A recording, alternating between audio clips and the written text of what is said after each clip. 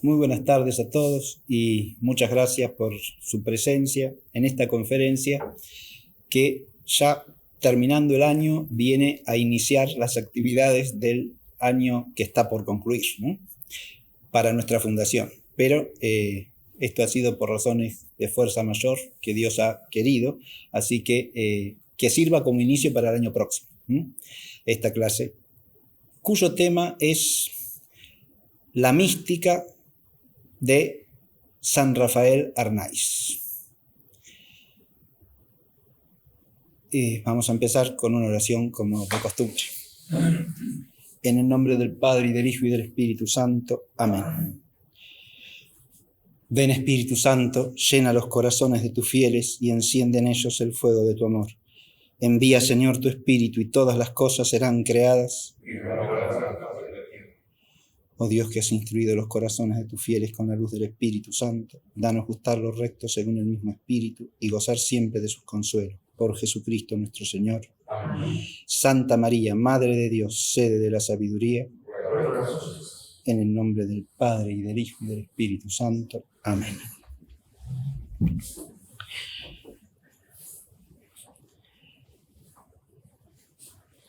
El título que he puesto, y voy a empezar haciendo un breve comentario sobre él, es Dios solo.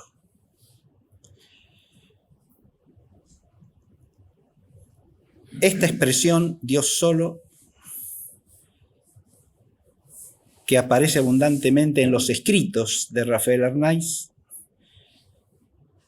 es la formulación de lo que podemos llamar el principio y fundamento de su mística. Y por eso es la expresión que da título a la conferencia. Lo que yo voy a hacer son algunas consideraciones sobre esa mística de San Rafael Arnaiz,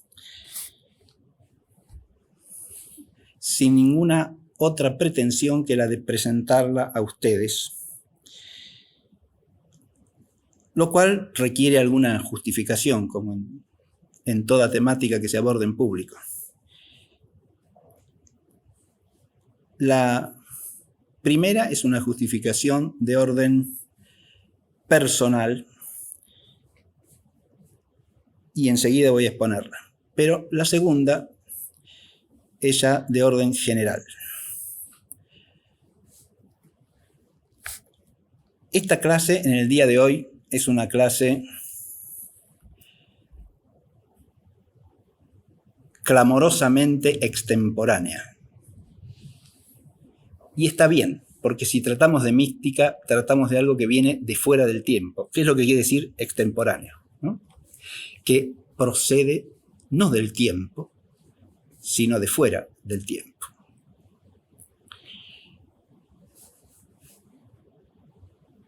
Que de alguna manera sale del tiempo. Y la mística esencialmente es así. Pero sale del tiempo en el sentido más profundo y más luminoso de salir del tiempo. Sale del tiempo porque la mística viene de la eternidad y va a la eternidad. La mística viene del Dios viviente y se dirige a Él.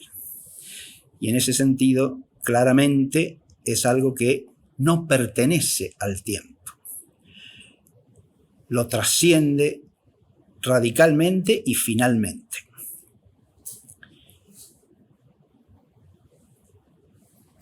Pero precisamente porque la eternidad, por designio infinitamente misericordioso de Dios, ha irrumpido en el tiempo para salvar lo que está en el tiempo. Y ese es el misterio del Verbo encarnado, Jesucristo nuestro Señor. El tiempo que existe para la eternidad puede ser llevado hacia ella. Y los que vivimos de este lado de las cosas, en el tiempo, tendemos fácilmente a olvidarnos de lo que está más allá del tiempo. Y la mística en la vida de la Iglesia es la lúcida conciencia que se opone a eso, porque es la memoria viviente, plena, radical y totalmente entregada al eterno.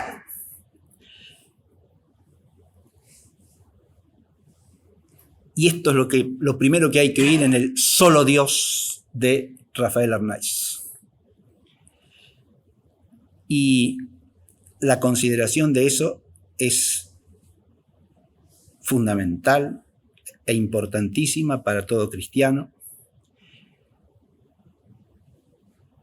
y consecuentemente para todo hombre, porque todo miembro del género humano, todo hijo de Adán, está llamado a la redención por Cristo. Pero si los que tenemos que comunicarlo a los que todavía no han oído de Él, no abrimos nuestro corazón a Él, que está más allá del tiempo, ¿cómo lo comunicaremos? ¿Cómo lo haremos presente en medio del tiempo? Y de mística, hoy, lamentablemente, entre cristianos se habla poco. Se habla poco, se estudia poco. Esto yo lo digo por lo menos a nivel de las instituciones en que a lo largo de los años me ha tocado a mí dar clases. Instituciones de formación cristiana, en las cuales de mística he oído hablar poco.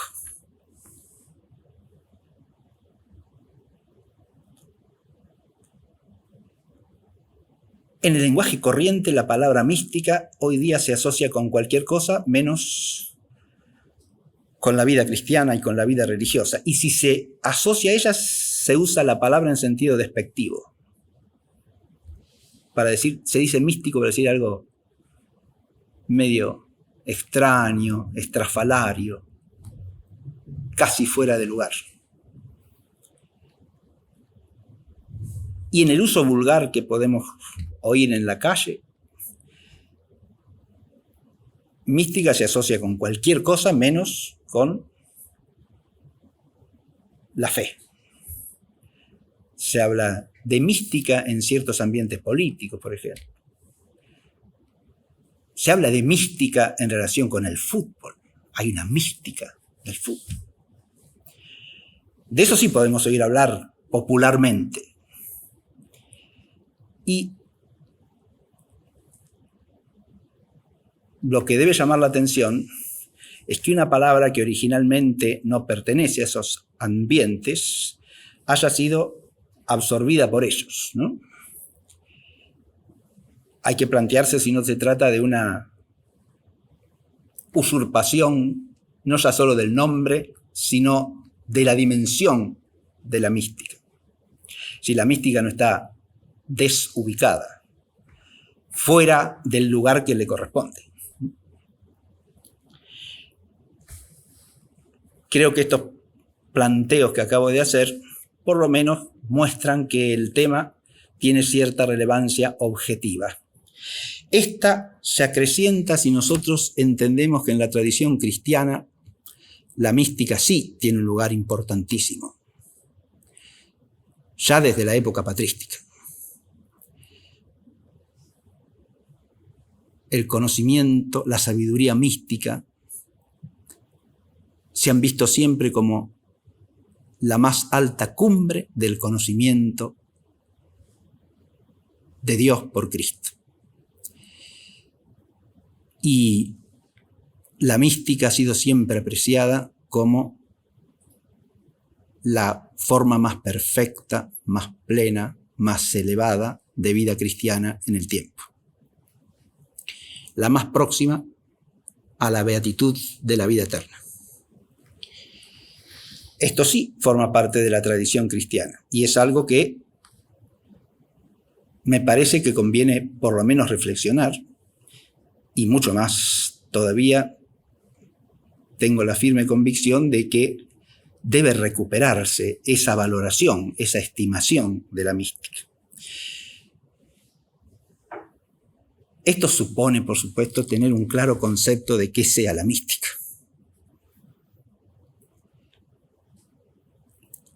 Advierto que de eso no me voy a ocupar in extenso, porque sería materia para un largo curso y no ya para una conferencia.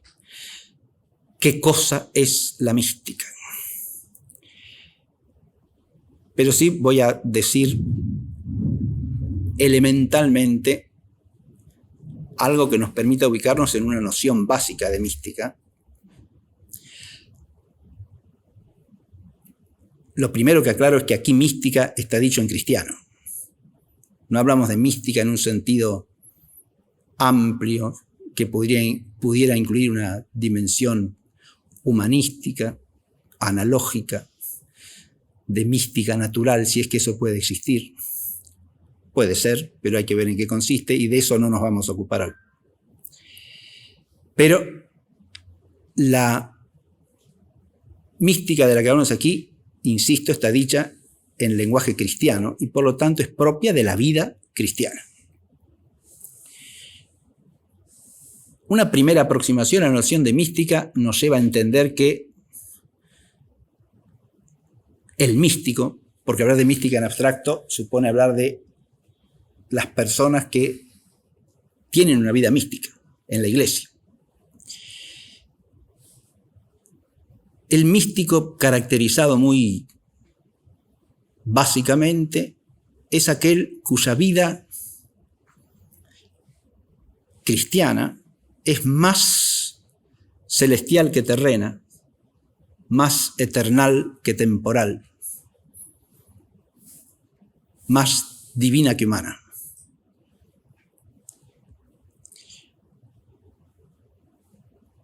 Es el que vive más cerca de las cosas eternas que de las cosas que pasan.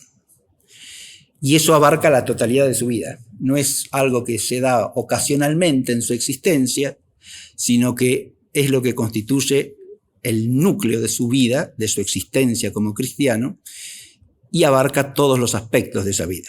Entonces, estamos ante un místico. Esto que he hecho es una caracterización introductoria que en la tradición teológica de la Iglesia da lugar a diversas fórmulas de definición de la vida mística y a planteo de problemas o de cuestiones disputadas, que siguen siendo disputadas hasta hoy día. Porque, claro, lo primero que hay que preguntarse, y esto solamente lo planteo, no voy a desarrollar esto, pero les hago ver que lo primero que hay que preguntarse teológicamente es, para decirlo en lenguaje escolástico, cuál es el constitutivo formal de una vida que es más, una vida que está en el tiempo, como vida cristiana, entiéndase, ¿no? O sea, vida que tiene su raíz en el bautismo, que es participación de la vida divina por la gracia de Cristo. Esa vida, en cuanto acontece en el tiempo, es una vida, si es mística, dije, más divina que humana, prevalentemente divina, diríamos. Esto implica una noción. ¿Cómo puede ser la vida del hombre prevalentemente divina? Pues, obviamente no estamos hablando de su ser sustancial, sino que estamos hablando del influjo de Dios en el cristiano. Y de ese concepto básico de toda la tradición patrística, que en griego se llama theosis, es decir, divinización. Y en latín decimos ordinariamente sanctificatio o santificación. Es decir, es el fenómeno misterioso por el cual nos hacemos partícipes de la vida de Cristo como hijos en el Hijo. Y ya lo decía San Pablo, eso que acabo de decir yo como caracterización fundamental de la vida mística. Ya no soy yo, sino que es Cristo quien vive en mí. Esa fórmula de San Pablo que se encuentra en el capítulo 2 de la Epístola a los Gálatas, versículo 20, ya no soy yo quien vive, sino que es Cristo que vive en mí, describe la experiencia de una vida humana, pero que está trascendida, abarcada, raptada por la vida de Cristo y divinizada por la vida misma de Cristo, transfigurada por Cristo, transformada por Él. Y hasta tal punto que el apóstol dice, ya no soy yo quien vive, sino que es Cristo que vive en mí. Pero de este fenómeno, de este hecho, cabe preguntarse cuál sea el constitutivo formal, o sea, qué es lo que hace que se dé esa consecuencia de prevalecer lo divino sobre lo humano en la vida de un cristiano, lo eterno sobre lo temporal, de manera que vive más en la patria que en el camino, para decirlo también en términos tradicionales, más in patria que in vía. Es así se dice en la tradición latina, ¿no? Más en la patria celestial que en el camino en que estamos todos, de este lado de la realidad, en este mundo. ¿Qué es lo que hace que...? Bueno, sobre eso ya las escuelas difieren, ¿no? Si eso es el dominio radical y total de la caridad o del ágape divino participado, bajo el influjo directo de la gracia de Cristo y de los dones del Espíritu Santo, o si es la prevalencia, como dicen otros, del modo de obrar según los dones del Espíritu sobre el modo de obrar según las virtudes sobrenaturalmente infusas. Ahí ya entramos en una cuestión de precisión teológica que ahora no voy a desarrollar. No es el tema de esta clase. Eso daría para otras clases, no solo una, porque para explicar cada tesis haría falta una clase por lo menos. Pero la caracterización que he hecho sirve básicamente para entrar en el tema de lo que es la vida mística. Y el problema básico que se ha discutido y que sobre todo se discutió ampliamente entre teólogos entre fines del siglo XIX y primera mitad del siglo XX, es si el carácter místico es algo propio de la vida de todo cristiano o es cosa solo de algunos cristianos. En realidad, plantear así el problema es plantearlo de una manera que lleva más bien a equivocación, porque es plantearlo como una especie de disyunción exclusiva entre dos cosas que son aspectos de la realidad. La vida de todo cristiano es vida mística, y a eso en parte se puede contestar que sí, es obvio que sí. El término místico viene directamente del término mistes, término griego que alude al que inicia en los misterios. Y está asociado, por lo tanto, al misterio. Pero en cristiano el misterio es Cristo. Y el que nos introduce en el misterio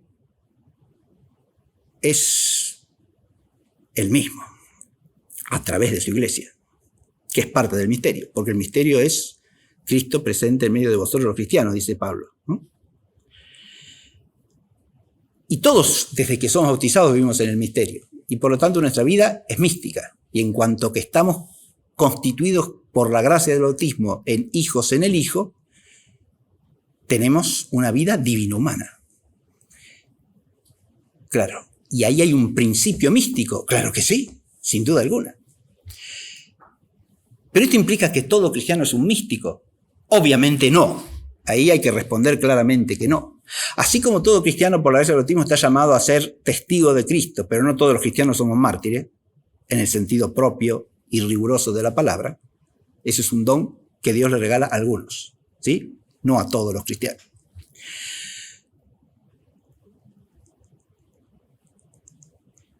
También, de modo semejante, podríamos decir, todos radicalmente somos místicos. Pero no todos somos realmente místicos en el sentido preciso de la palabra. Ese es un don que Dios le regala solo a algunos, ¿sí? Y eso también lo sabemos por la fe, ¿no? Dios distribuye los dones como quiere. Algunos son doctores, otros son profetas, otros son taumaturgos, otros místicos, podemos decir. Sí, en cierto sentido sí. Bueno, eso lleva a la cuestión de si la mística es nada más que una gracia gratuitamente dada de función social, y no, claro que no, porque la mística es perfección de la vida cristiana misma, y en ese caso está en continuidad con todo el camino de perfeccionamiento de la vida cristiana. Pero hay que unir las dos cosas. En cualquier tesis que se asuma en esta materia, hay que unir los dos extremos, digamos. Es cierto que de alguna manera todos estamos llamados y somos partícipes por la gracia bautismal y por el misterio en que la gracia nos inserta de la vida mística, ciertamente que sí. Ahora, todos respondemos de la misma manera a ese llamado, todos lo vivimos de la misma manera, con la misma intensidad, con el mismo grado de plenitud, con el mismo grado de perfección, hasta el extremo. La respuesta es claramente que no. Es evidente que no.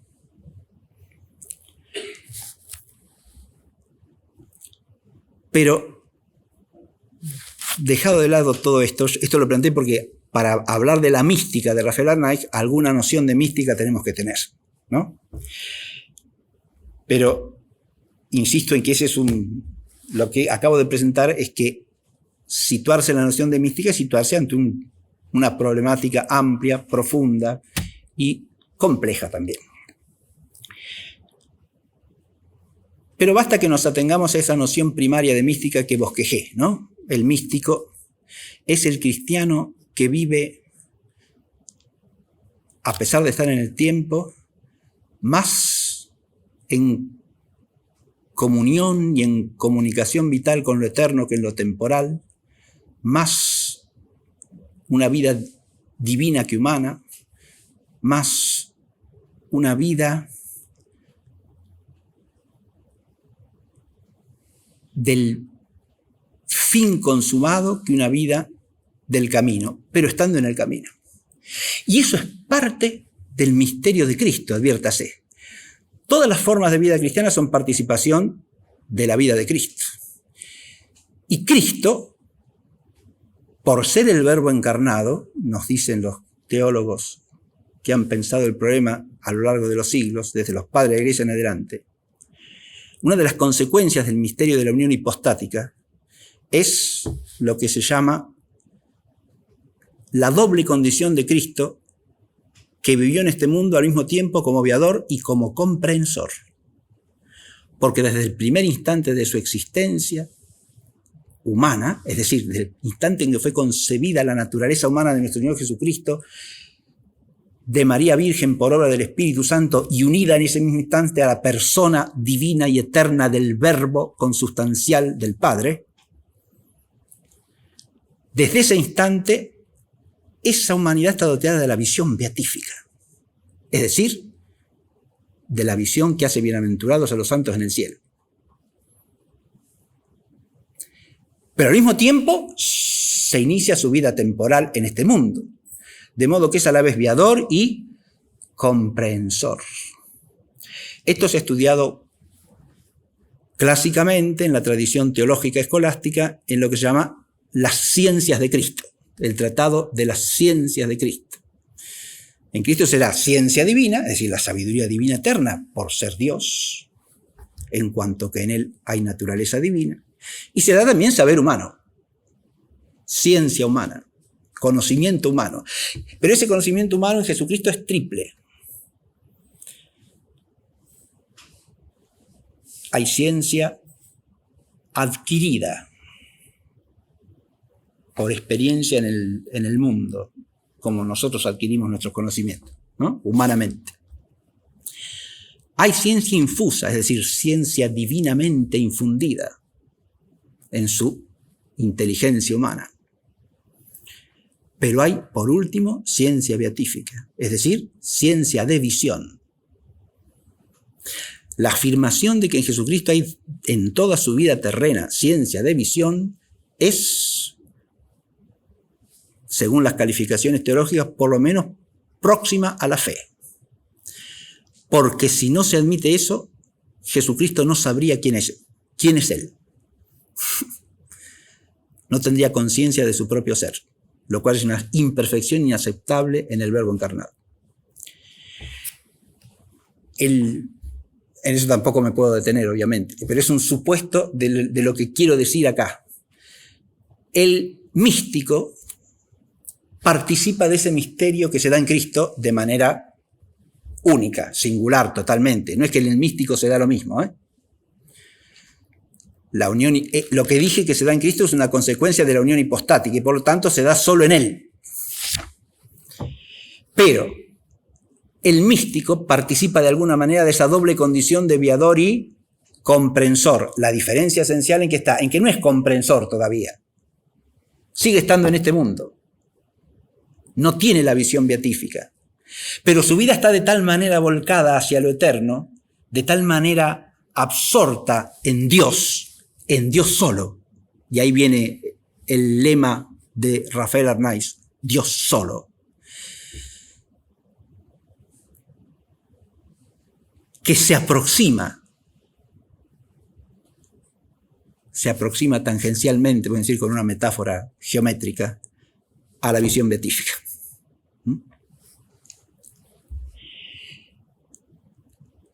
Todo lo que he dicho hasta ahora son prolegómenos, pero basta ya.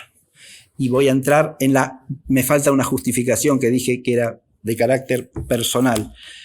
Y quiero hacer una breve referencia a eso porque la figura de Rafael Arnaiz a mí me es muy querida desde hace tiempo.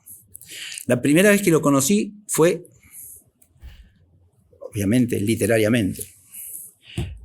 Ahora voy a hacer un breve resumen biográfico para ubicarlo al hermano Rafael Arnaiz. Pero yo lo conocí en un libro del padre Fray Antonio Rollo Marín, benemérito autor que perteneció a la orden de predicadores, dominico español. Un libro que se llama La vida religiosa.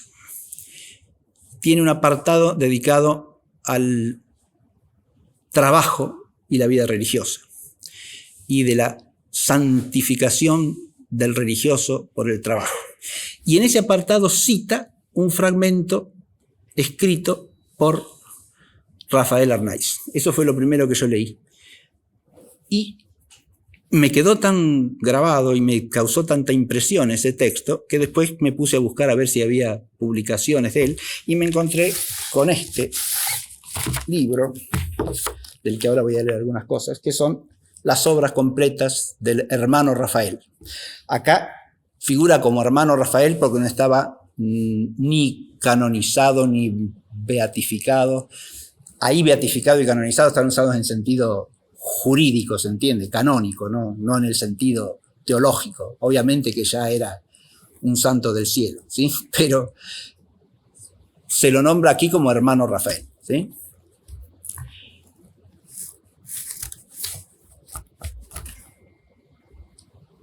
A través de la lectura de este libro me familiaricé con algunos aspectos de la personalidad y del pensamiento de Rafael Arnaiz. Y después, durante años, no diré que lo olvidé, pero no es que lo frecuenté constantemente.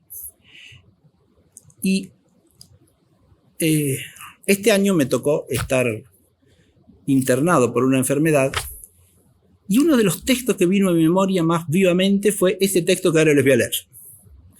Y entonces cuando volví a mi casa y todavía estaba convaleciente, me puse a releer al hermano Rafael y esa es la motivación directa por la cual hoy estoy dando esta clase.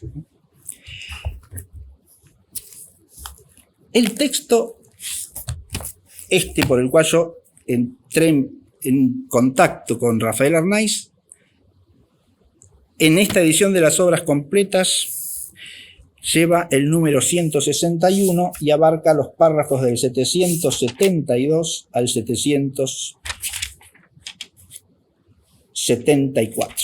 Y lo voy a leer.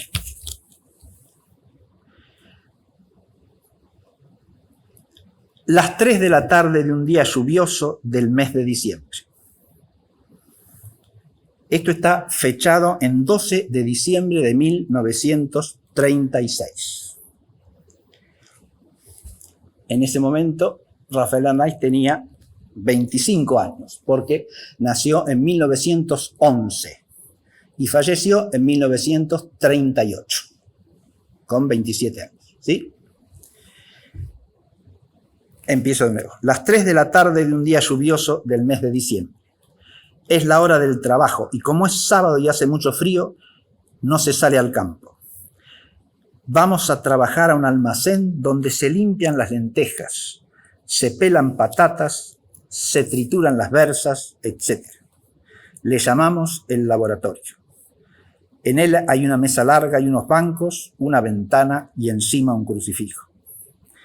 El día está triste, unas nubes muy feas, un viento si no es fuerte, algunas gotas de agua que caen como de mala gana y que lamen los cristales, y dominándolo todo, un frío digno del país y de la época. Estamos en diciembre en el norte de Castilla. Él está aquí en el monasterio trapense de San Isidro de Dueñas, que está próximo a la localidad que se llama Venta de Baños, en la provincia de Palencia. Esto para que no suba. Diciembre en el norte de Castilla. Por eso dice un frío digno del país y de la época. Lo cierto es que aparte del frío, que lo noto en mis helados pies y refrigeradas manos, todo esto se puede decir que casi me lo imagino, pues apenas he mirado a la ventana. La tarde que hoy padezco es turbia y turbio me parece todo. Algo me abruma el silencio y parece que unos diablillos están empeñados en hacerme rabiar con una cosa que yo llamo recuerdos. Paciencia y esperar. En mis manos han puesto una navaja y delante de mí un cesto con una especie de zanahorias blancas muy grandes y que resultan ser nabos. Yo nunca los había visto al natural tan grandes y tan fríos. ¿Qué le vamos a hacer? No hay más remedio que pelarlos. El tiempo pasa lento y mi navaja también, entre la corteza y la carne de los nabos que estoy lindamente dejando pelados. Los diablillos me siguen dando guerra. Que haya yo dejado mi casa para venir aquí con este frío a mondar estos bichos tan feos. Verdaderamente es algo ridículo esto de pelar nabos con esa seriedad de magistrado de luto. Un demonio pequeñito y muy sutil se me escurre muy adentro y de suaves maneras me recuerda mi casa, mis padres y hermanos, mi libertad que he dejado para encerrarme aquí entre lentejas, patatas, berzas y nabos. El día está triste. No miro a la ventana, pero lo adivino. Mis manos están coloradas como los diablillos, mis pies ateridos. ¿Y el alma? Señor, quizá el alma sufriendo un poquillo, mas no importa. Refugiémonos en el silencio. Transcurría el tiempo con mis pensamientos, los nabos y el frío, cuando de repente, y veloz como el viento, una luz potente penetra en mi alma. Una luz divina, cosa de un momento. Alguien me dice que ¿qué estoy haciendo? ¿Qué estoy haciendo? Virgen Santa. ¿Qué pregunta? Pelar nabos. Pelar nabos, ¿para qué? Y el corazón dando un brinco contesta medio alocado, pelo nabos por amor a Jesucristo. Ya, nada puedo decir que claramente se puede entender, pero sí diré que allá adentro, muy adentro del alma, una paz muy grande vino en lugar de la turbación que antes tenía. Solo sé decir que el solo pensar que en el mundo se pueden hacer de las más pequeñas acciones de la vida actos de amor de Dios, que el cerrar o abrir un ojo hecho en su nombre nos puede hacer ganar el cielo, que el pelar unos nabos por verdadero amor a Dios le puede a Él dar tanta gloria y a nosotros tantos méritos como la conquista de las Indias, el pensar que por solo su misericordia tengo la enorme suerte de padecer algo por Él, es algo que llena de tal modo el alma de alegría que si en aquellos momentos me hubiera dejado llevar de mis impulsos interiores, hubiera comenzado a tirar nabos a diestro y siniestro, tratando de hacer comunicar a las pobres raíces de la tierra la alegría del corazón. Hubiera hecho verdaderas filigranas malabares con los nabos, la navaja y el mandil. Me reía a moco tendido, quizá por el frío, de los diablillos rojos, que asustados de mi cambio, se escondían entre los sacos de garbanzos y en un cesto de repollos que allí había.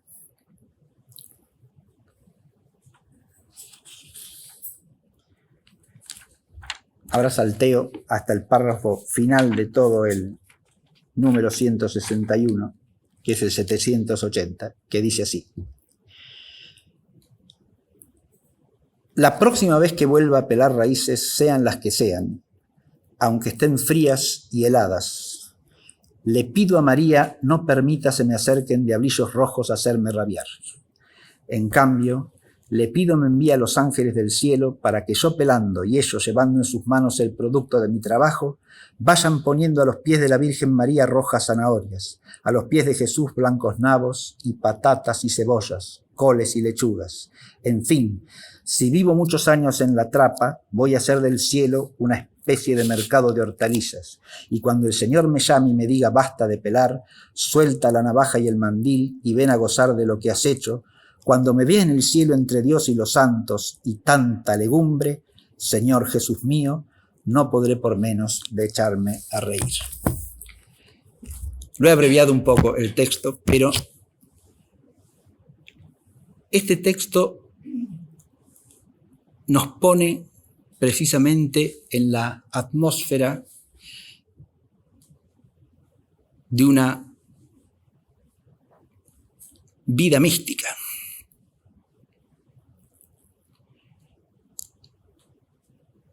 Dije hace un rato que el místico vive más divinamente que humanamente.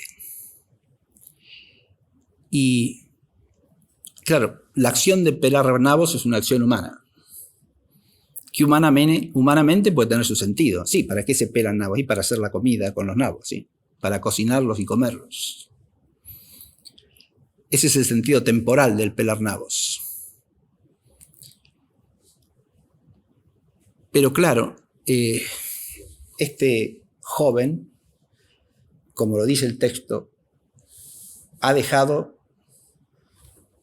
su familia, sus afectos en este mundo, la posibilidad de una carrera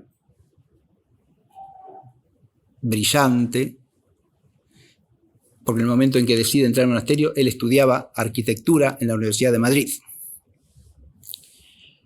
Y además destacaba por sus cualidades como pintor y dibujante. Él ha dejado todo eso, más la posibilidad de formar una familia propia, para ir ahí a pelar nabos. Claro, humanamente visto eso no tiene sentido, ¿no?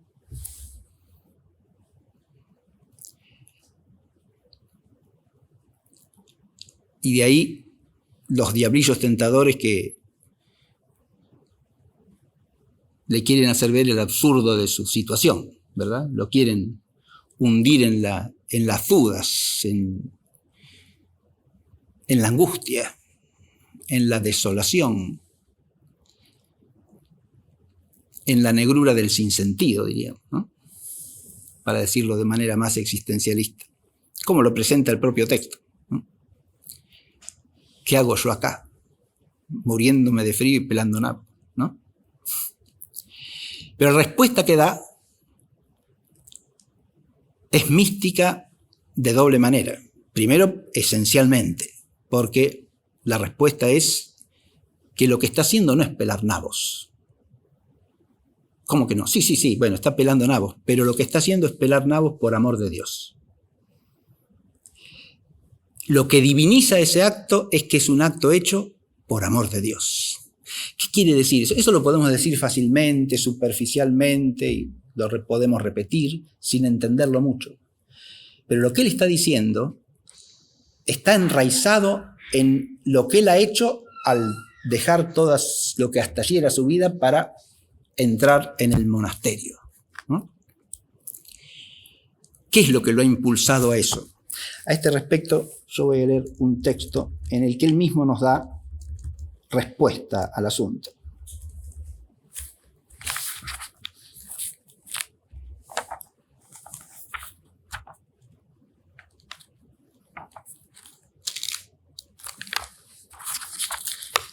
En primer lugar, voy a leer un texto que no es escrito por él, sino por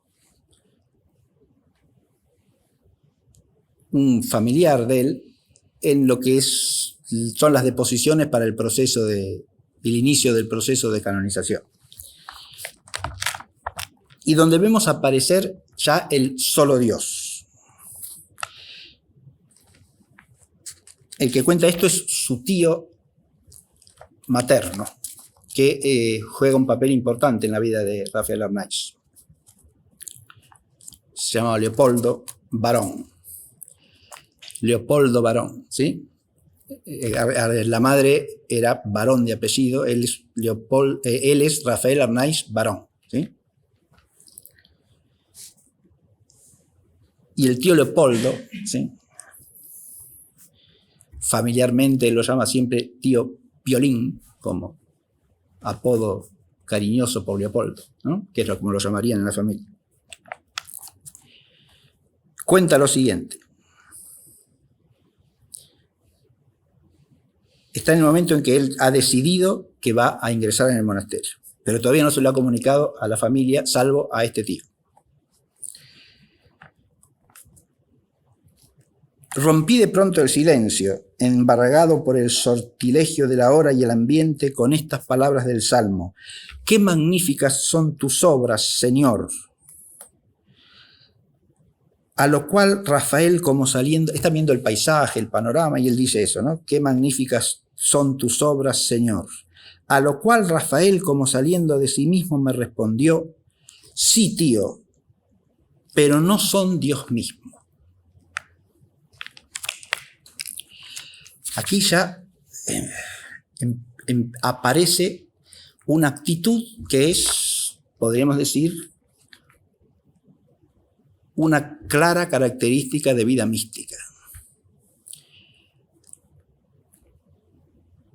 Qué magníficas son las obras de Dios, sí, pero no son Dios mismo. ¿Qué quiere decir eso? Uno puede admirar las obras, sentirse maravillado por las obras de Dios, claro, si eso no lleva a Dios. Las obras de Dios pueden conducirnos a Dios, pero si nuestra admiración queda en las obras, entonces en verdad no nos conducen a Dios, ¿no? Y es más fácil admirar las obras porque las vemos, ¿no? En cambio a Dios no lo vemos con los ojos de la carne. Pero este muchacho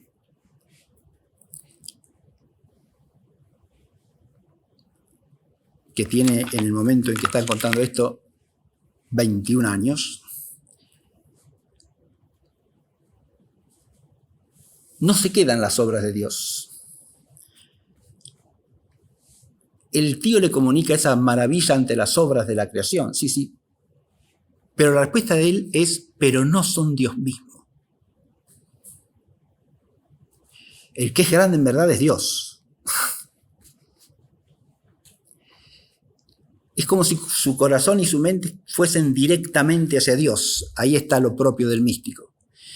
Y lo que no es Dios no le resulta ni grande ni asombroso, y eso lo encontramos expresado por todas partes en la obra en los escritos de Rafael Arnaiz. Qué poca cosa son las obras de Dios, incluido el hombre mismo, incluido cada uno de nosotros, incluido él mismo en primer lugar, en relación con Dios. Hay una pintura de Rafael Arnaiz que es un crucifijo, y al pie del crucifijo él pintó un monje chiquititito, así que apenas se ve. Si uno lo ve de lejos del cuadro, ni lo ve al monje. Ve la cruz y al Señor crucificado. Hay que acercarse para descubrir que abajo hay un monjecito hincado de rodillas al pie de la cruz, ¿no? Muy chiquitito. Y ese contraste expresa esta idea, ¿no? De la pequeñez esencial de la cosa creada en relación con Dios. Eso para nosotros que vivimos entre cosas creadas y somos cosas creadas, realidades creadas, quiero decir, ¿no?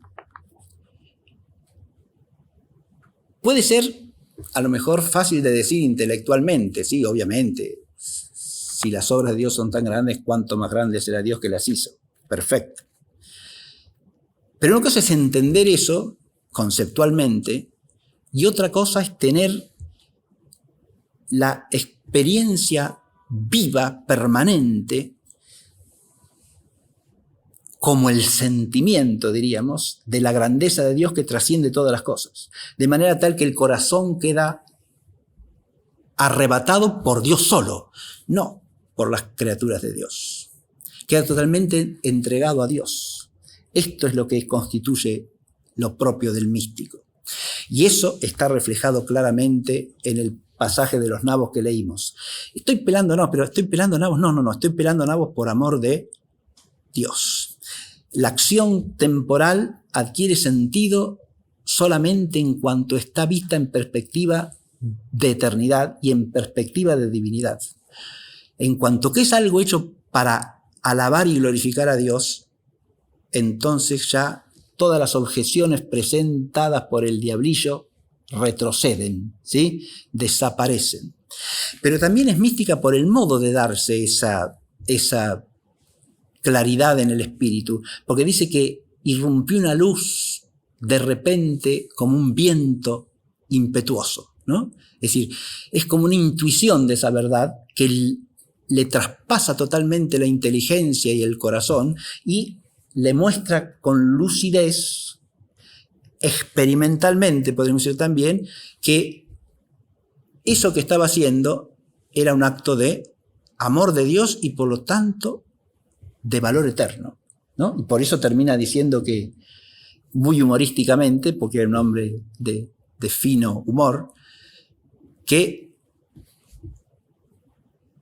si vive muchos años ahí en el monasterio, va a convertir el cielo en una especie de mercado de hortalizas, ¿no? Ofreciendo, porque le pide a la Virgen que le vaya presentando a Dios todas esas hortalizas que él va pelando, ¿no? Zanahorias, patatas, nabos. Bien.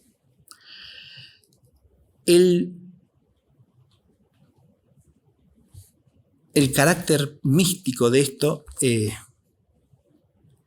solo empieza a vislumbrarse en lo que acabo de decir. Voy a hacer a continuación un resumencito de lo que es la vida de Rafael Arnaiz para entender cómo su vida mística tampoco es una vida estática, sino que se va desarrollando dinámicamente en un progreso constante desde su ingreso a la vida monástica, y ya existe desde antes, porque es la mística la que lo lleva al monasterio, no es algo que descubre en el monasterio. Él es un místico antes de entrar en el monasterio. Él va al monasterio, lo visita, siendo todavía estudiante, y encuentra ahí una casa, en la medida en que el monasterio es una casa de soledad, de gente que vive allí, ¿para qué? Para Dios solo. Y entonces encuentra ahí una casa. Para eso, experiencia que él tiene de que la existencia del cristiano tiene sentido si se vive para Dios solo y si se ama a Dios solo. Todavía no voy a considerar las objeciones posibles una fórmula tan tajante, ¿no? ¿Cómo a Dios solo? Bueno, lo primero que les hago notar es que eso, en el fondo, no es más que el cumplimiento del primero de todos los mandamientos, ¿no? Que ya aparece formulado en el Antiguo Testamento, capítulo 6 del libro del Deuteronomio. Escucha, Israel, el Señor, nuestro Dios, el Señor es único, el solo, el único. Amarás al Señor tu Dios con todo tu corazón, con toda tu alma, con todas tus fuerzas. Y cuando a nuestro Señor Jesucristo le hacen la consulta, ¿no? ¿Cuál es el primero de los mandamientos? ¿Cuál es el más importante de todos? Él a su vez remite la pregunta, ¿y qué es lo que rescata como respuesta correcta? Amarás al Señor tu Dios con todo tu corazón, con toda tu alma, con todas tus fuerzas. Y hay uno segundo semejante a ese primero. Amarás a tu prójimo como a ti mismo. En eso se resumen toda la ley y los profetas. O sea que ese amar a Dios solo no es más que cumplir con el primer mandamiento, con el mandamiento que resume todos los mandamientos, podríamos decir. O sea, no es una cosa extravagante, ¿no? Si nos malsuena es porque estamos mal acostumbrados o porque no pensamos realmente en cristiano. Las virtudes principales del cristiano son las virtudes teologales, ¿no? Pregunto. Y es así. Porque todas las virtudes morales sobrenaturales están subordinadas a las virtudes teologales. De las cuales la caridad, que es el amor de Dios, ese por el cual dice Rafael, estoy pelando nabos, ¿no? Es lo que le da, según los teólogos, forma última de perfección a todo otro acto de virtud. Pero las virtudes son teologales porque su objeto formal, ¿quién es? Dios solo. Y Dios y solo Dios. Porque la fe es creer en ¿quién? En Dios. Y la esperanza es esperar a ¿quién como término de nuestra existencia? A Dios como el bien que se nos hará beatificante en la vida eterna, que será el término de todos nuestros anhelos, de todos nuestros deseos, de todo nuestro gozo. Y la caridad es amar ¿a quién? A Dios, de nuevo. Y al prójimo por amor a Dios, y en Dios, y según el amor de Dios. Porque la objeción que podría surgir, bueno, pues amar a solo Dios excluye todo lo demás, y entonces ¿qué? No hay que amar al prójimo, no hay que amar a las criaturas de Dios. No. En los escritos del hermano Rafael eso está cabalmente respondido. Hay una fórmula que él usa que es la siguiente.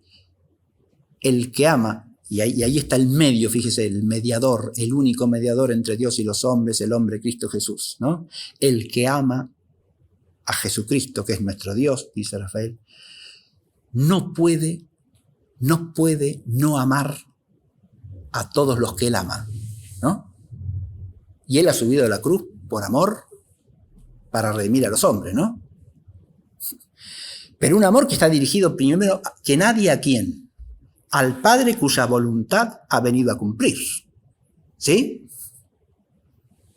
Porque su alimento es hacer la voluntad de aquel que lo envió y llevar a término o a cabo su obra. Ese es su alimento, es lo que le da vida, hacer la voluntad de aquel que lo envió.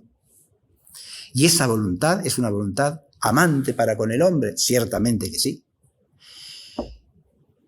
Hasta tal punto es así que en otro texto dice el hermano Rafael que este ya es de la última época, ahora voy a distinguir las épocas para tener una idea del itinerario vital que es importante para la lectura de los escritos.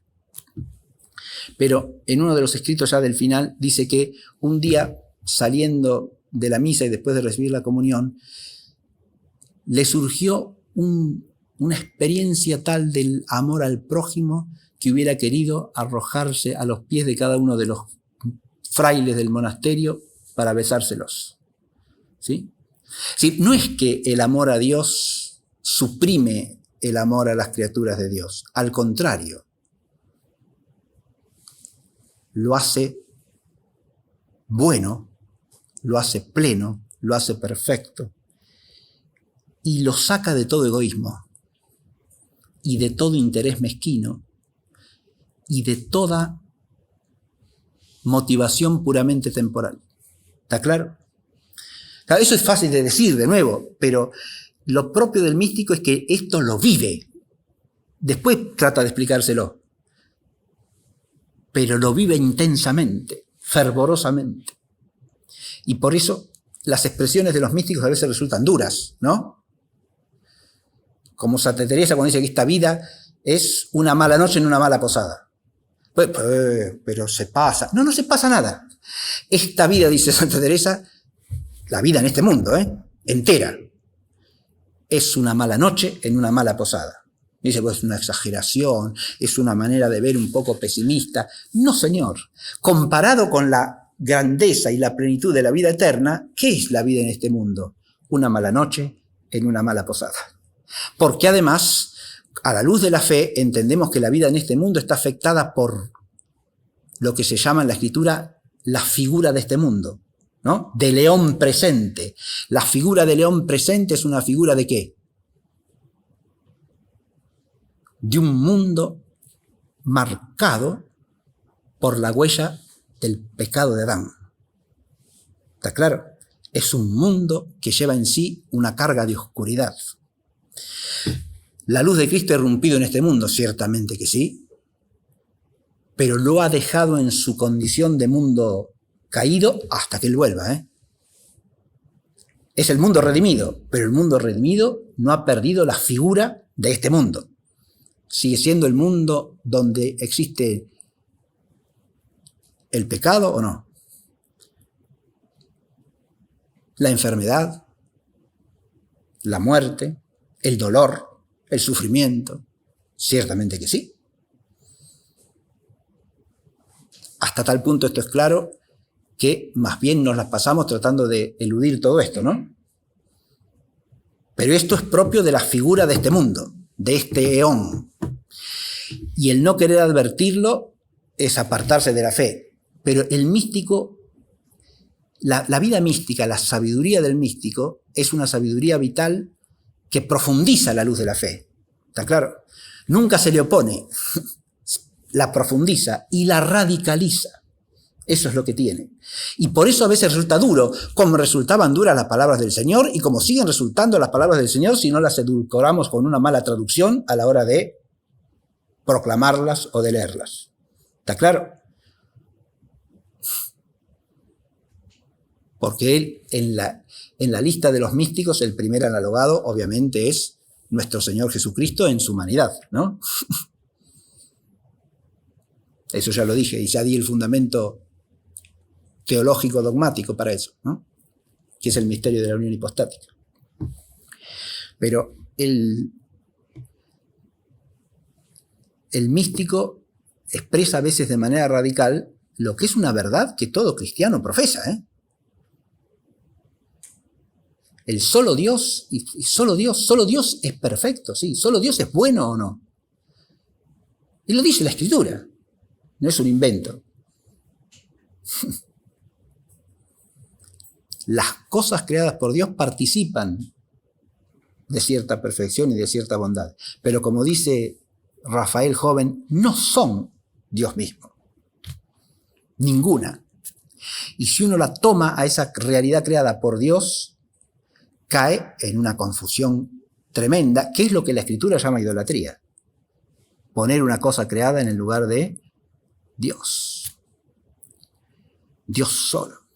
Fíjense que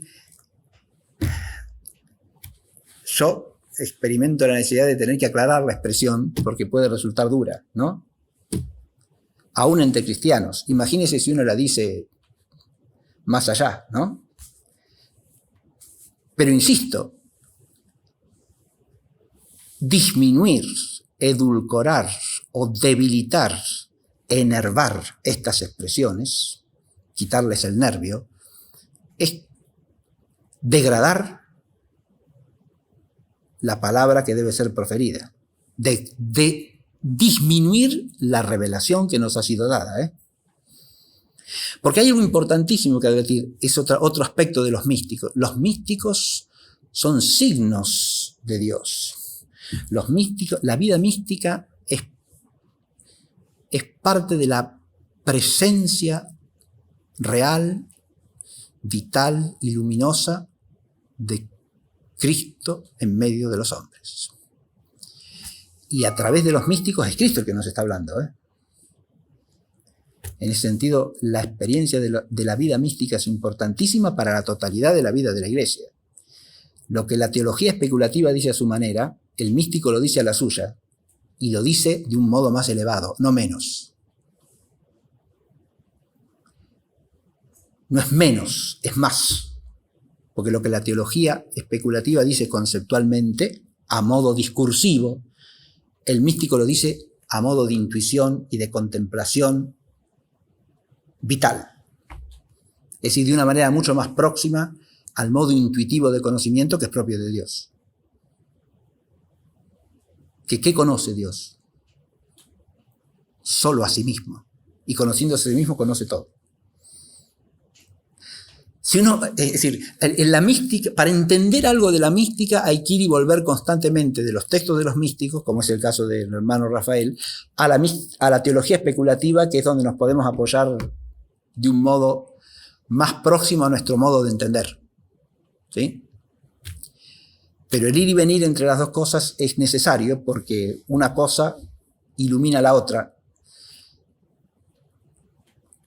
El discurso explicita lo que está en la intuición y la intuición planifica el discurso.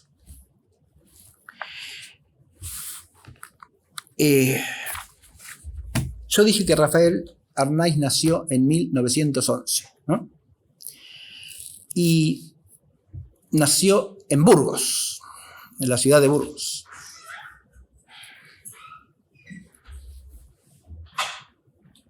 El padre era ingeniero de montes. Nosotros diríamos ingeniero agrónomo, ¿sí? Y la madre, ama de casa, perteneciente a una familia aristocrática española. Él fue el primero de 4 hermanos. 2 varones, además de él. El que le seguía a él se llamaba Fernando. El siguiente, Leopoldo. Fernando fue monje, cartujo. Y Leopoldo casó y tuvo unos numerosos hijos. Esos son los familiares de Arnaiz, la descendencia de ese hermano son los familiares de Arnaiz que viven hoy día, ¿sí? Ese es el hermano que se llamaba Leopoldo, ¿sí? Y una hermana llamada Mercedes como la madre. Eran 4. Bien. Él nació en Burgos, insisto. Fue bautizado pocos días después de nacer en la misma ciudad de Burgos, en la iglesia, la célebre e histórica iglesia de Santa Gadea de Burgos, la del histórico juramento del rey Alfonso el VI, reclamado por la aristocracia de Castilla, presidida por el Cid, ¿no? En esa iglesia fue bautizado Rafael Arnaiz. Y vivió en Burgos hasta la edad más o menos de 1900, creo que entre 10 y 11 años. Después la familia se trasladó por el trabajo del padre a Oviedo, ¿sí? En las 2 ciudades él cursó estudios en colegios jesuíticos. El colegio de los jesuitas en Burgos primero y el colegio de los jesuitas en Oviedo después. De ahí egresó como bachiller, dio los exámenes de bachillerato en la Universidad de Oviedo, como se hacía en España en esa época. El título de bachiller era inmediatamente necesario para ingresar en la universidad, ¿no? Pero los exámenes los daban en alguna universidad. Y después ingresó en la Escuela Superior de Arquitectura de Madrid. Ahí inició sus estudios de arquitectura. La familia de Rafael Arnaiz es importante en su formación, obviamente, por una familia profundamente cristiana, de sólida fe. Y en ese aspecto también cumplen un papel importante ese tío al que mencioné, del cual leí un breve parrafito, ¿no? Que era el hermano de la madre, y la esposa de ese tío, eran sus tíos, con ellos existe una correspondencia que abarca toda la vida de adulto de Rafael Arnaiz. Parte de esos escritos son cartas, algunas dirigidas a sus padres, a su madre, a su padre, algunas a sus hermanos, sobre todo a Fernando, es el que le escribe, y muchas a esos 2 tíos, ¿sí?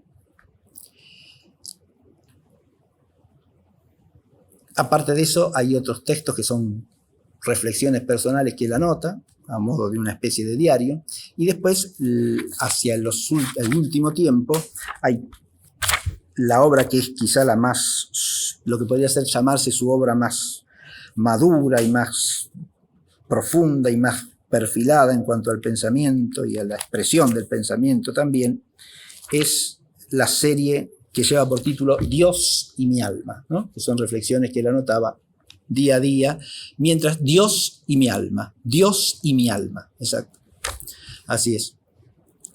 Bien, pero lo que sí quiero explicar brevemente de su biografía es lo siguiente.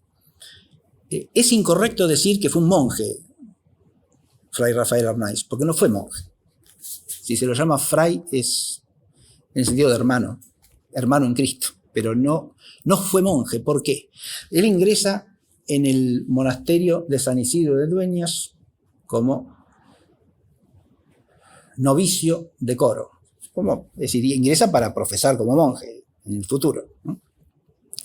Esto es en el año 34, ¿sí? A comienzos del año 34, enero del 34, cuando ingresa al monasterio. Tiene 23 años, en realidad está por cumplir 23 años, porque él era de abril e ingresa en enero del 34. Pero ese primer momento de vida monástica dura apenas 4 meses. Porque para mayo de ese mismo año 34 se le declara una enfermedad que es lo que se llamaba en esa época diabetes sacarina, sí, creo que se sigue llamando, o sea, una diabetes aguda del tipo pancreático, que es la enfermedad que lo va a llevar a la muerte en pocos años, ¿sí? Esto es en el 34 y él muere en abril del 38, y yo estoy hablando de mayo del 34. Esa enfermedad de diabetes le hace perder 24 kilos en 8 días. Obviamente, el abad del monasterio, al ver el proceso de deterioro de su salud, le dice que tiene que volver a su casa, ¿sí? Así que lo sacan del monasterio y se lo llevan a la casa, de vuelta a Oviedo, ¿no? Hay que entender esto porque si no, no se puede calibrar lo que es la experiencia mística de Rafael Arnaiz. Vuelve a su casa y claro, ahí empieza todo un primer proceso de profundización de su vida cristiana, ¿no? Porque él ha hecho un enorme esfuerzo para dar ese salto de vida, ¿no? Él está convencido de que esa es su vocación, está profundamente entusiasmado con eso, pero eso no significa que no sea un gran sacrificio para él, que lo fue. Los testigos, y él mismo lo dice. Ha hecho un gran esfuerzo y un gran sacrificio, ha tenido que vencerse en muchos aspectos para dar ese salto, ¿no? E ingresar al monasterio. Y de golpe, en 4 meses, aparece una enfermedad que nunca había tenido, se le declara esa diabetes, y se ve obligado, forzado, a volver a su casa, ¿no?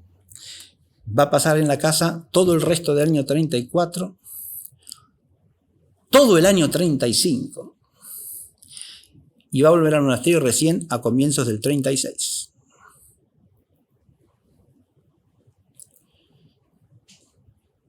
En ese periodo, todos los primeros meses son simplemente de recuperación hasta que queda fuera de peligro de muerte, ¿no?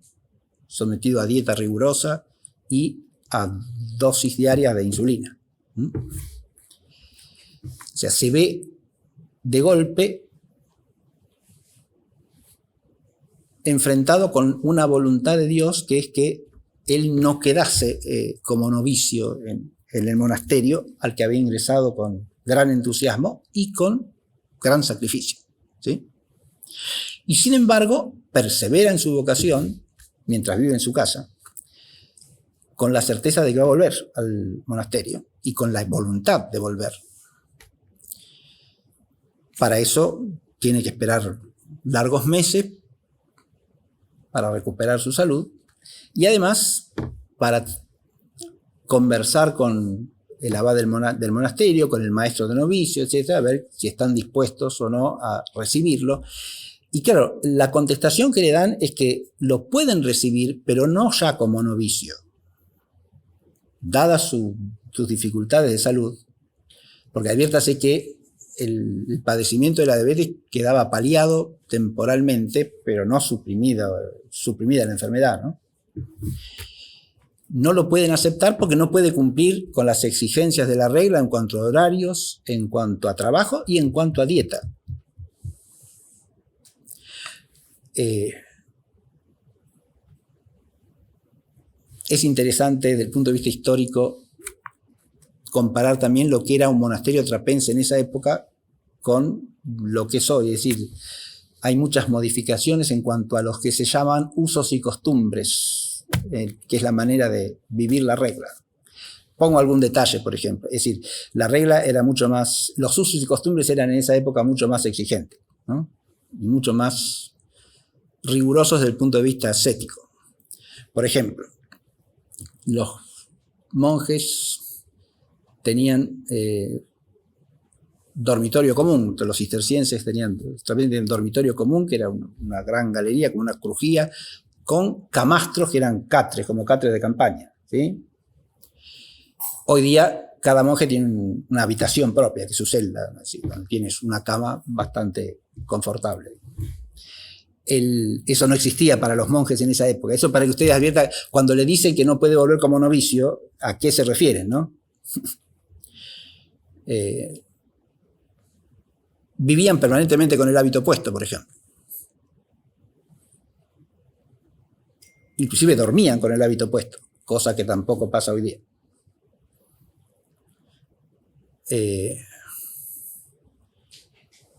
Se lavaban, pero no se bañaban.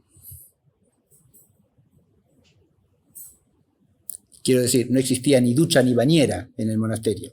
¿Se entiende? Bien. Salían a trabajar todas las mañanas tempranito, al campo, todos, ¿sí? Sin excepción. Y de eso solamente se eximía a la comunidad en días de excesivo frío, que corría riesgo ya directamente la salud. Si no, iban todos. Bien. Había toda una serie de cosas que hacían dura la vida del monje. Él no está en disposición física de asumir ese modo de vida. Pero lo pueden aceptar, le dicen, como oblato. Los oblatos son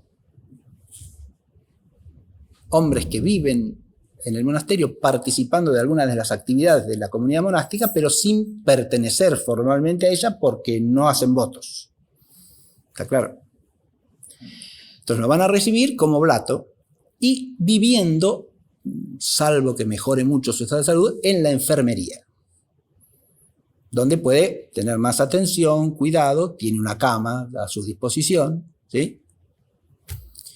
Y con una dieta particular. Es decir, a los enfermos no se les hacía comer lo mismo que a la comunidad monástica, sino que se adecuaba el alimento a las necesidades del enfermo. Entonces, como en él hay que cuidar la dieta especialmente, porque eso es lo que exige la diabetes, tiene que vivir en la enfermería, ¿sí? Y él acepta todas esas condiciones y vuelve al monasterio como oblato, ¿sí? No ya entonces como monje. Como existía la regla en esa época, que es como se había fundado el cister, los oblatos no eran considerados propiamente monjes, insisto, porque no profesaban votos, ¿eh? Hoy día existen oblatos, pero con votos, y usan el mismo hábito que toda la comunidad monástica. Pero en esa época no, ¿sí? El cister seguía siendo como lo había fundado San Roberto y como se había organizado en la época de San Bernardo, ¿sí?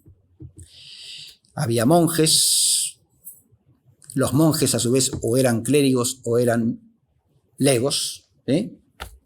Y usaban distintos tipos de hábito, y había oblatos, que no eran propiamente monjes, insisto. Y entonces cuando vuelve al monasterio, en el año 36, vuelve como oblato. En ese mismo año 36 va a tener que salir para septiembre, pero por exigencias de la situación histórica. En el 34 ya estamos, fíjense, estamos en una España revolucionada por completo, ¿sí? Estoy hablando del 34, 35, 36, nos ubicamos históricamente, ¿no? De hecho, cuando vuelve a su casa en el 34, al los pocos meses de volver a su casa, que vuelve en mayo, se produce el alzamiento revolucionario del 34. Uno de cuyos focos es precisamente Asturias y la ciudad de Oviedo, ¿sí? Es decir, ahí la revolución la organizaron el Partido Socialista Obrero Español y los anarquistas españoles y los separatistas catalanes. En todo el país fracasó prácticamente en todos los sitios en que había focos, salvo en los dos que prendió, que fueron Barcelona y Oviedo, y ahí hubo lucha, hubo combate, porque el gobierno republicano mandó al ejército a confrontar a estos revolucionarios. Bien. De hecho, él sufre la situación de la revolución en Oviedo, mientras está en casa con su madre, con sus hermanos. Pero ahora, en el 36, en julio del 36, se produce el alzamiento nacional ante la revolución, y en la zona en la que está el monasterio, el norte de Castilla, Burgos, Palencia, ya desde el comienzo del alzamiento quedan bajo control nacional, ¿sí? Tiene que salir del monasterio porque todas las personas de su edad tienen que presentarse al servicio militar, ¿sí? Él ha hecho el servicio militar en la época en que estudiaba en la universidad.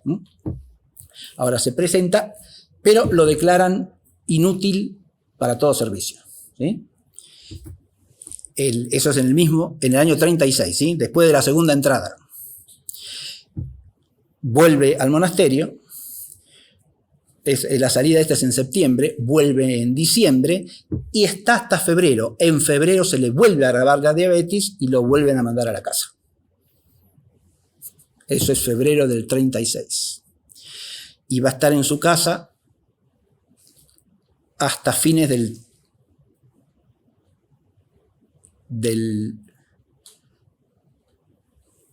¿estoy bien? A ver. Sí. Esto es la segunda estadía.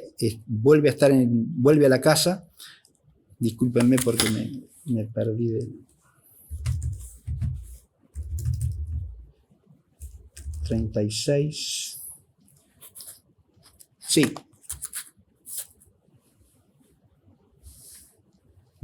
En febrero del 37 vuelve a salir. Está bien lo que dije, ¿no? Febrero del 37 vuelve a salir. Y vuelve a su casa hasta fines casi del 37, en que vuelve al monasterio. Vuelve al monasterio ahora por cuarta vez, en realidad por tercera vez, porque la salida para la revisación para el servicio militar es una salida temporal, ¿no? Vuelve al monasterio a fines del 37 y ahí permanece, es la última estancia en el monasterio, siempre como oblato. La última salida vuelve a su casa con su familia, pero no ya en Oviedo, sino en una casa que tenían los padres en la provincia de Burgos, en un pueblito que se llama Villa Sandino. De ahí vuelve por última vez al monasterio de fines del 37 hasta abril del 38, en que muere, ¿sí? En el monasterio.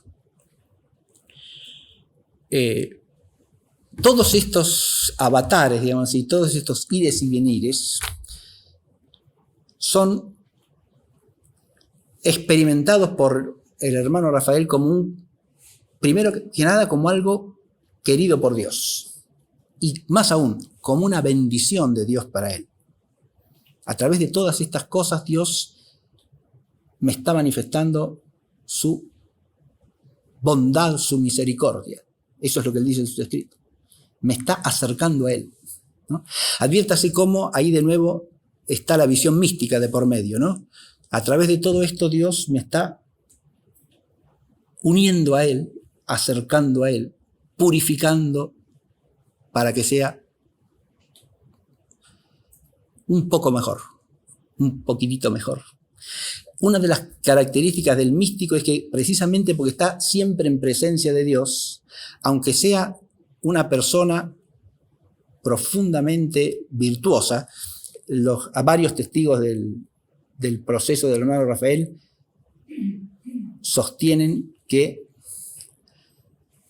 probabilísimamente haya conservado durante toda su vida la inocencia bautismal. Es decir, que no haya cometido nunca pecado mortal.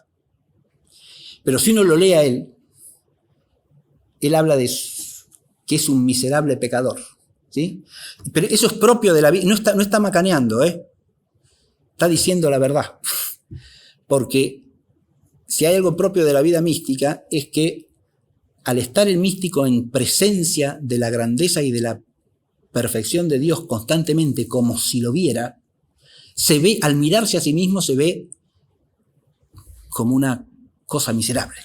¿Está claro? Y cualquier defecto, cualquier falla, cualquier pequeña vacilación en la fidelidad le parece un pecado enorme.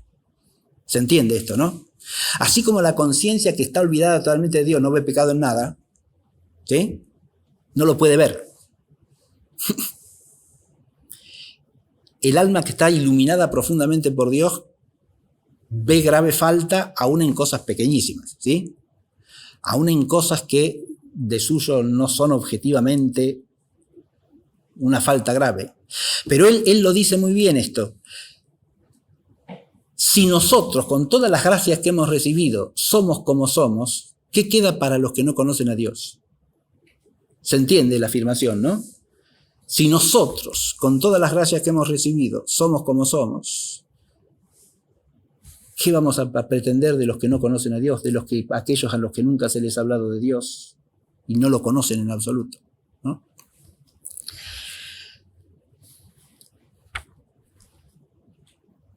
Bueno, ya estamos pasados de hora y yo prácticamente no leí nada del hermano Rafael, pero quiero decir una cosita más y después leo algún texto. Tenía marcados un montón, pero al menos uno voy a leer.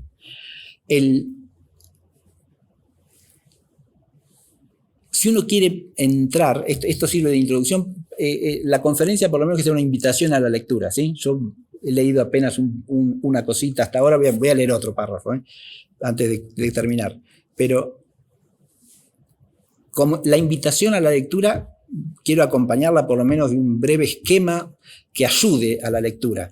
Una primera cosa que hay que decir, y ya la he señalado, es que el lenguaje del místico tiene que ser entendido como tal, ¿sí? No es ni lenguaje teológico dogmático, ni lenguaje teológico especulativo, es lenguaje místico.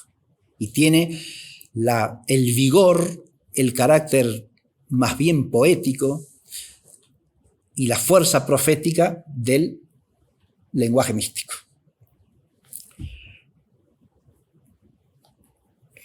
Voy a poner un ejemplo. ¿Por qué digo esto? ¿Qué advertencia está haciendo? A lo mejor no se entiende de lo que hablo, pero pongo un ejemplo para que se advierta. Si uno lee en un místico, y en el hermano Rafael lo podemos leer, por ejemplo, no soy yo el que hace todo esto, es solo Dios el que lo hace. Yo no hago nada. Eso quiere decir que está sosteniendo una tesis heterodoxa de carácter que solo la gracia actúa y el hombre no hace nada de su parte. Nada más lejano de la mística del hermano Rafael, donde si uno lo lee, él entiende la vida verdadera, la vida cristiana, como una lucha a brazo partido día a día, en la que él se esfuerza por ofrecer algo cada día. De modo que no es una especie de pasivista que entiende que haga él lo que hago cualquier cosa, da lo mismo, porque total lo salva solamente la gracia. La justificación de la sola gracia no es lo que está diciendo, ¿se entiende? Cuando él dice, es Dios el que hace todo lo bueno en mí, yo no hago nada, no está diciendo que él no pone nada de su parte, ni está diciendo que él no coopera, no está diciendo eso, está diciendo que el fundamento de todo lo pone Dios, ¿sí? Y el que hace la obra buena es él, pero no dice que él no hace nada, ¿está claro? Si uno esa expresión la quiere forzar como una expresión dogmática, es un disparate. No está advirtiendo cuál es el género literario en el que se está manejando, ¿sí? Bien, es una primera advertencia. La segunda es que hay un eje fundamental de toda la mística de Rafael Lanes, que es ese solo Dios. Ese solo Dios va acompañado de dos cosas que precisan el principio de solo Dios, ¿no? El amor a solo Dios, vivir para Dios solo. Es, primero que nada, la grandeza de Dios, que él no se cansa de cantarla. Qué grande es Dios. Esa mirada fija en Dios que ve en toda cosa, ahí está, la criatura no, las criaturas son una cosa mala. No, no, no, no, no. Las criaturas le permiten al alma del místico ascender hacia Dios, pero son, digamos así, un trampolín, ¿no? Es decir, toco y subo, no me quedo ahí. No es que me quedo pegado a la cosa finita, pero la cosa finita es apreciada en todo lo que tiene de bueno y que Dios ha puesto como bien en ella, ¿no? Pero no para quedarse en ella, sino para rebotar de ella hacia Dios. Y por eso no se cansa de hablar de la grandeza de Dios. Y el otro coprincipio, digamos, que permite entender es ese solo Dios. Solo Dios es grande. Esa sería la cuestión, ¿no? Cuando dice grandeza, dice perfección, dice sabiduría, dice toda perfección positiva de la divinidad. Pero lo otro es la grandeza de la misericordia de Dios. Ahí es donde engarza plenamente con el misterio de Cristo, ¿sí? La mística de Rafael Arnaiz. Dios solo, Dios el solo grande, Dios aquel cuya misericordia tiene una grandeza absoluta y única, ¿no? Esa experiencia de la misericordia de Dios lo acompaña permanentemente y se va profundizando a lo largo de esa vida que uno la ve desde fuera y vista temporalmente, ¿qué es? Él mismo lo dice. Hacia el final, en la última época o en la última periodo de residencia en el monasterio, dice, ¿qué soy yo? ¿Cómo puede entenderse que Dios me ame? ¿Qué cosa tan extraordinaria es esa? Dice. A mí, que no soy nada. Yo no soy nada, dice. No soy monje, no soy seglar, no soy nada. Y Dios, sin embargo, me quiere. ¿Sí? ¿Cómo es esto? Cada vez que lo pienso me abismo en la misericordia de Dios. ¿Sí? Esa capacidad de ver su propia pequeñez, ¿no? Eso que ya dije hace un rato, en relación con Dios, es algo propio de todo místico, ¿eh? Bueno, es un exceso de humildad, ¿no? No, acá hay que recordar lo que dice Santa Teresa de Jesús, ¿no? La humildad es la verdad. Cuando el místico se reconoce pequeño delante de Dios, ¿qué está haciendo? Una exageración, está utilizando una figura retórica de carácter excesivo. No. No está nada de nada. Está diciendo la verdad, como diría Santa Teresa, la pura verdad. Eso que a nosotros nos cuesta a veces decir, aceptar, entender, pero que es la verdad. ¿Qué somos delante de Dios? Por eso cuando habla de sus propios padecimientos, dice, ¿por qué me tengo que ocupar yo de lo que me toca padecer a mí? Y ahí viene otro aspecto central de la mística, que es la mística de la cruz, que termina con la locura de la cruz. El amor apasionado por la cruz de Cristo. Eso, es decir, hay muchos aspectos que, cada una de estas cosas que estoy diciendo son títulos que después se pueden ilustrar con textos, es como una introducción, como un catálogo para leerlo, digamos, ¿no? El misterio de la cruz es otro centro de su mística. A veces se usa hoy la palabra espiritualidad, no está mal, pero más clásicamente es lo que llamamos mística. La cruz de Cristo, si hay algo, si hay algún dolor por el que tenemos que preocuparnos y en el que tenemos que ocuparnos, es ese dolor de Cristo crucificado, dice el hermano. ¿Qué son mis padecimientos comparado con eso? Nada. Una poca cosita, cosa de unos pocos días, y después, en virtud de los padecimientos que Cristo ha querido voluntariamente asumir para Él, nos espera la gloria de la vida eterna. Ese estar la mirada fija en el bien venidero es también propio del místico, ¿no? Y ver todas las cosas en perspectiva escatológica, para decirlo con la palabra griega escrituraria, es decir, en perspectiva del fin último.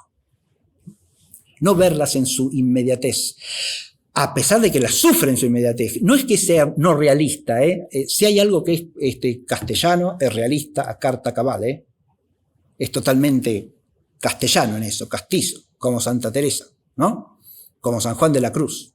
No tienen un ápice de de divagación ni de falta de captación de la realidad con toda su dureza y con toda su densidad.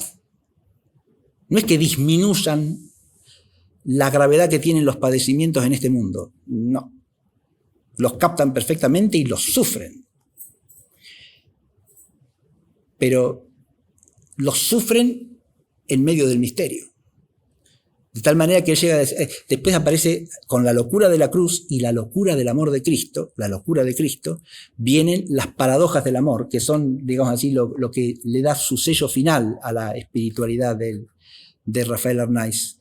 Las paradojas del amor, que es ese estar deseando constantemente la plenitud de la vida eterna, pero al mismo tiempo no querer desear nada para que solo sea la voluntad de Dios lo que uno quiera.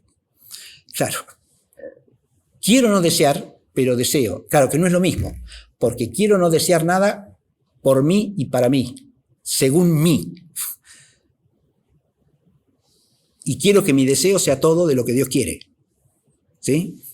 Ahí hay una serie de paradojas que él desarrolla de una manera admirable, ¿no? Y hay que leerlo para profundizar en eso. Y después hay como contrafuertes de esta línea central de la espiritualidad que en Dios solo termina ¿en qué? En el amor a Dios solo. Es decir, es una mística es mística porque es agápica, digamos así, teológicamente hablando. El principio central de la mística de Rafael Arnaiz es el amor de Dios y el amor a Dios solo. ¿Sí? Es mística porque entre mística y agápica hay una equivalencia profunda en la tradición cristiana. No existe una cosa sin la otra. Una cosa es plenamente la otra. Bien. Bueno, basta, no hablo más. Porque entre los contrafuertes está el silencio, ¿ven? Los profesores nos las pasamos hablando. Es nuestro oficio, ¿qué va a ser? Pero el Beato Rafael también escribía, ¿sí? Porque la gracia y la plenitud de la gracia, que es la mística, no suprime la naturaleza. La eleva, la perfecciona, la planifica, pero él sigue teniendo necesidad de expresarse en palabras humanas, de comunicar a alguien eso, aunque no sepa quién lo va a leer, ¿sí? Pero de decirlo, de decir todo eso que está pasando, ¿sí? Por si a alguien le puede hacer bien. Porque a veces, él lo dice, no siente necesidad de gritar la grandeza de Dios, de comunicarle a los demás lo que él vive de la grandeza de Dios, y entonces lo pone por escrito, ¿no? Y por eso han podido llegar estas páginas bellísimas a nosotros.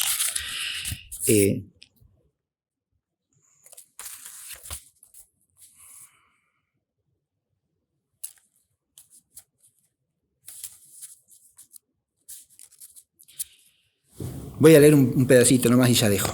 Amores divinos, ansias de Cristo, esperanzas de gloria y de paz. ¿Cómo es posible vivir? No sé, milagros de la gracia y del amor. Soñar y pensar en el cielo y vivir en la tierra, amores con Dios y palabras vanas con los hombres, ansias de vida eterna y respirar fatigoso en el mundo, paz en el alma poseída de Dios y lucha del cuerpo dominado por la carne, milagros de la gracia y del amor. Qué duro es vivir con los hombres que no conocen a Dios, que no le quieren, que no hablan de Él. El alma a veces se asusta y llora en silencio tanta ingratitud y tanto abandono. No es el hombre el que sufre, es el corazón enamorado de Cristo el que gime al ver el desprecio que el mundo hace de Jesús. ¿Cómo es posible vivir? Y sin embargo se vive, se habla y se discute, y aún pensamos en comer y en dormir. Señor, qué flacos somos y cuánto necesitamos de ti para sostener tanta flaqueza. ¿Cómo no abismarse en tu grandeza, en tu inmensa misericordia que habita en el hombre y le sostiene? ¿Cómo no admirarse de tu paciencia para con él? Te dignas vivir entre pecadores que no te conocen y no te hacen caso. Tú perdonas lo que el hombre no concibe perdonar. Tú olvidas las ingratitudes. Tú tienes tus complacencias entre los hijos de Adán, aunque estos hijos no te quieran, y sin embargo, Señor, no te quejas, y aún miras sonriente a los que te clavan en una cruz. ¡Qué ejemplo tan admirable! Estamos ciegos y dominados por el egoísmo, los que nos quejamos de vivir aún y no volar a ti. No sabemos lo que pedimos, pobres e infelices criaturas. Ahí apareció otra paradoja propia de la vida mística que la expresa también San Pablo. Quisiera ser arrebatado con Cristo en la gloria.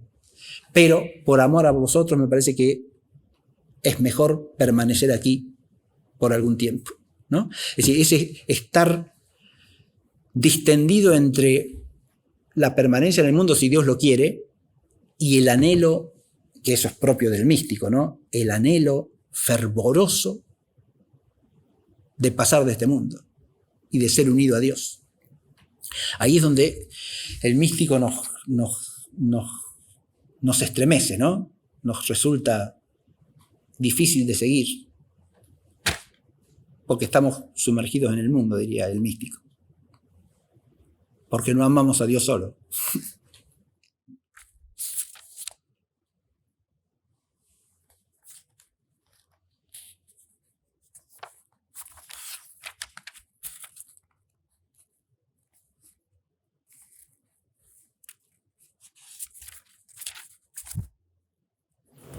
Y una sola cosita, ya más.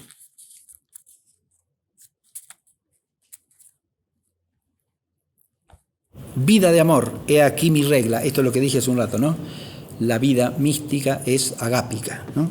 Vida de amor, he aquí mi regla, mi voto, he aquí la única razón de vivir. Empieza el año 1938. ¿Qué me prepara Dios en él? No lo sé. Quizá no me importe. Menos ofenderle, me da lo mismo todo. Soy de Dios, que haga conmigo lo que quiera. Soy le ofrezco un nuevo año en el que no quiero que reine más que una vida de sacrificio, de abnegación, de desprendimiento y guiada solamente por el amor a Jesús, por un amor muy grande y muy puro. Si hay algo que otros temas centrales, además de la soledad, el silencio, el despojamiento, que son temas típicos de la espiritualidad monástica, diríamos así, pero que en él proceden de su actitud mística. Son anteriores y trascienden al monasterio mismo. Hay un texto hermoso en el cual él dice, ya en la última etapa, el mundo, refiriéndose a los que no están en el monasterio, cree que yo acá me hallo donde quiero.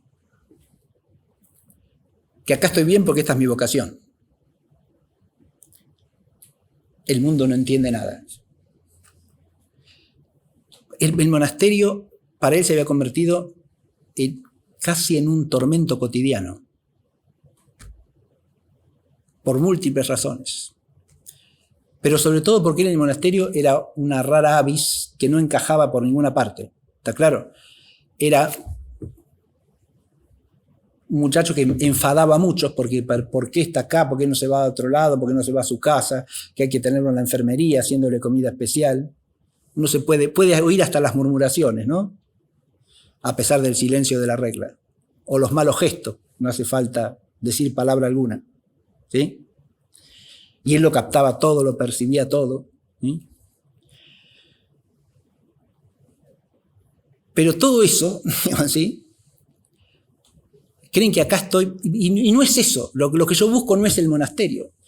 Dice claramente, no es el monasterio lo que yo quiero es a Dios solo.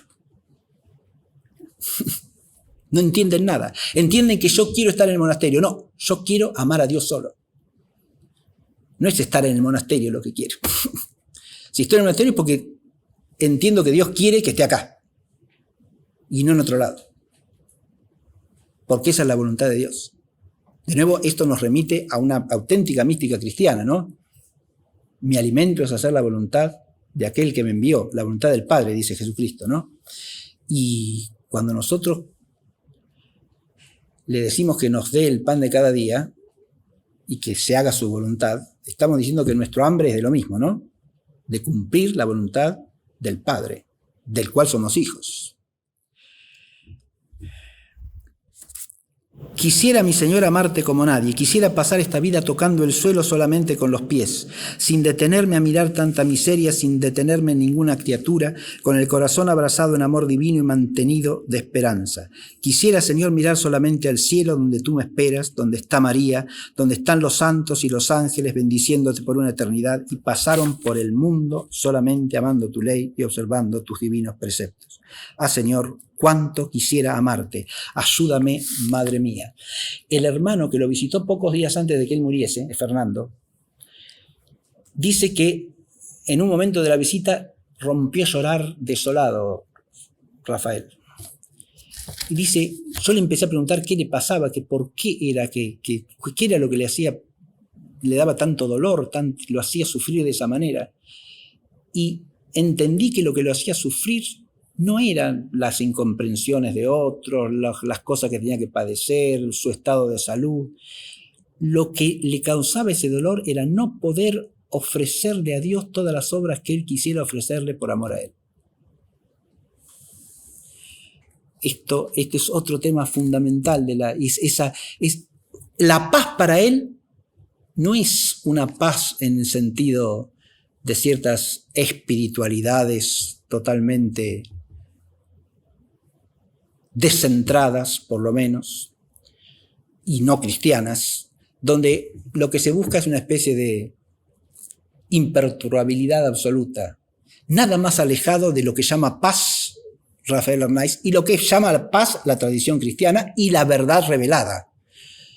Porque la paz de este lado de la vida es lucha constante y lucha a brazo partido, por la verdad y en el caso de él, por el cumplimiento de la voluntad de Dios y por amar realmente a Dios, a pesar de todos nuestros egoísmos, miserias, dificultades para amarlo, ¿no? Hay una ansia constante. Yo puse en la invitación a la conferencia un dibujito de Rafael Arnaiz. Ese es un dibujo de él, que está relacionado con el Salmo 41, ¿no? Como la sierva desea las fuentes de las aguas, así te desea mi alma a ti, Dios mío. ¿Cuándo iré y veré el rostro de Dios? Ahí el salmista expresa lo mismo que es el nervio de la mística de Rafael Arnaiz. ¿Cuándo iré y veré el rostro de Dios?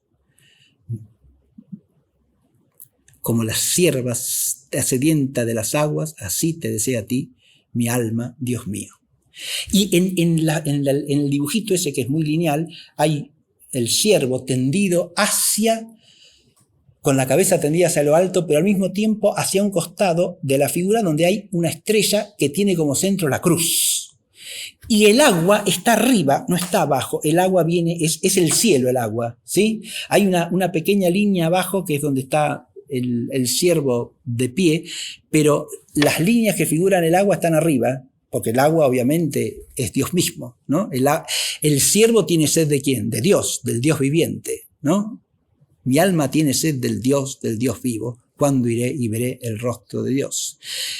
Pero la mirada del siervo está fija en la cruz de Cristo, porque el camino para llegar al agua de la vida es la cruz, es vivir a los pies de la cruz, como dice él reiteradamente. Eso es lo que se llama la locura de la cruz, ¿no? Bien, para terminar yo quería desarrollar y solamente voy a nombrar proyecciones que son las consideraciones que quería hacer finalmente, porque este tema, yo dije, ¿es extemporáneo? Claro que sí, por supuesto que sí, no tiene nada que ver. No tiene nada que ver con la vida corriente, con la vida cotidiana, tiene todo que ver y precisamente lo que quería destacar es eso. Este tema tiene que tener que ver con la vida cotidiana. Si no tiene que ver, es porque esa vida está descristianizada, ya sea a nivel personal, ya sea a nivel social. Una concepción de la vida cristiana que en lugar de anteponer Dios a todo, antepone cualquier otra cosa, sea el hombre o sea algún aspecto del hombre, a Dios, ya no es cristiana y ya está fuera de la mística, ¿no?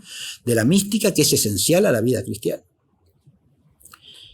El anteponer lo temporal a lo eterno, el anteponer lo humano a lo divino, el anteponer lo que pasa a lo que perdura. Y hoy de eso tenemos a patadas, por fuera y por dentro de nuestra propia vida cristiana.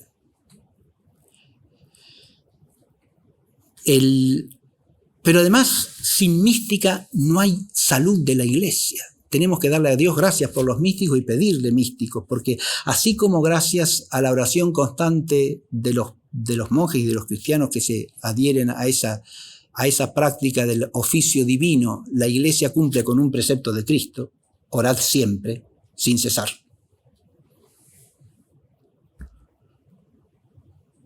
Gracias a los místicos, la iglesia puede cumplir con el mandamiento de todos los mandamientos. ¿Qué sería de la iglesia sin los místicos? Una iglesia que no sabe amar a Dios por encima de todo. Los que no lo somos tenemos que aprender de ellos, ¿no? Y ponernos en su escuela, porque si no, no hay iglesia ni hay vida cristiana.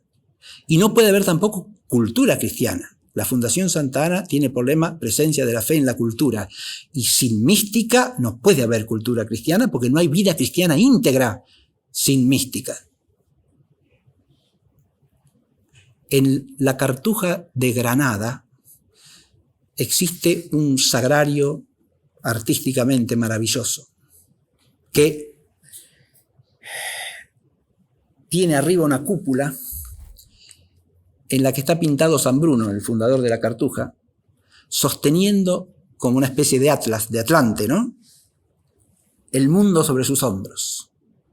Y coronando la esfera del mundo hay una custodia con el Santísimo, ¿no? Yo creo que ese signo se puede tomar como signo conclusivo de esta conferencia.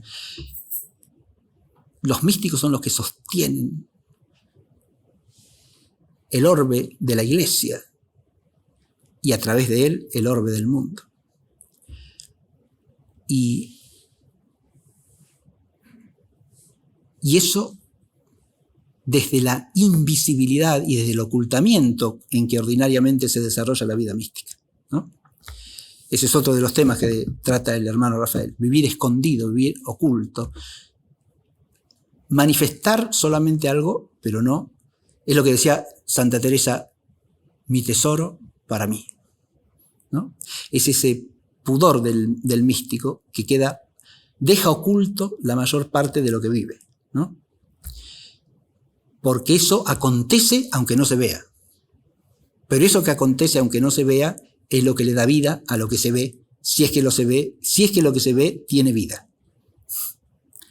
Bueno, muchas gracias por haber asistido, muchas gracias por la paciencia en la escucha y les dejo presentada esta figura para mí admirable y querida del hermano Rafael Arnaiz. Muchas gracias.